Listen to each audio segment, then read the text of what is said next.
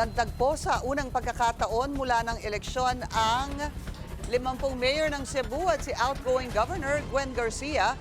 Pero imbis na pagbati, panibagong protesta ang kanyang ibinato. Narito ang agenda report ni Mary Ann Uy. Unang pagkakataon ito na nagtipon-tipon ang 50 mga alkalde ng probinsya ng Cebu kasama si outgoing Governor Gwen Garcia. Sa pagtitipon, nilinaw niya na kailangang matuto at nakakaintindi ng kanyang mensahe ang mga nakikinig sa kanya. And the Vice Governor-elect, who, like the Governor-elect, will finally be Governor and Vice Governor only at 12:01, the 30th of June, 2025. I am sure the Vice Governor-elect is very much aware of that, but this is really for the education of those who up to now have perhaps remained ignorant.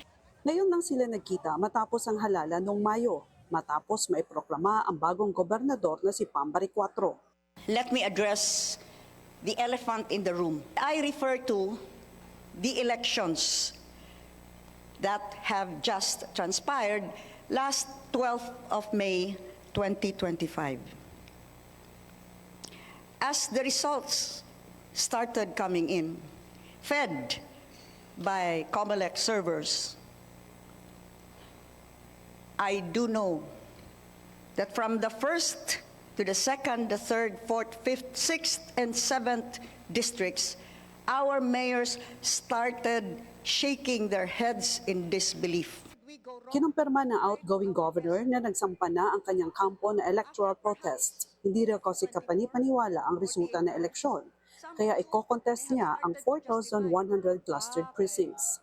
Sa nakaraang halalan, nakakuha na higit 1 milyong boto si Bari 4. Higit 700,000 boto naman si Garcia. A lot of evidence has surfaced, the latest of which there is now growing proof that the votes intended for Governor Gwen Garcia, in fact, were credited to my opponent.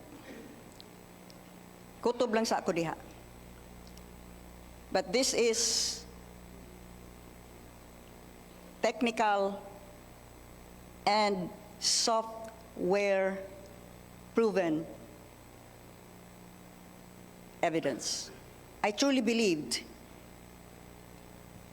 that the result for the gubernatorial election here in Cebu did not reflect the honest will of the people. Hindi daw siya galit, hindi rin daw niya sinisi ang mga alkalde ng probinsya sa naging resulta. I have no ill feelings towards you. You did your best. I view all of you as upright, honest, principled, o adunay palabra di honor.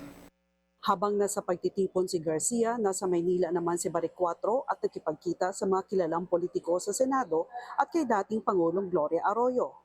May statement din siya na tila ba paalala sa outgoing governor na alas 12 ng tanghali sa Hunyo 30, opisyal na siyang i-inaugurate ng People of Cebu bilang governor ng Cebu Province. Pirit pa ni Pam sa post, no room for refusal or drama.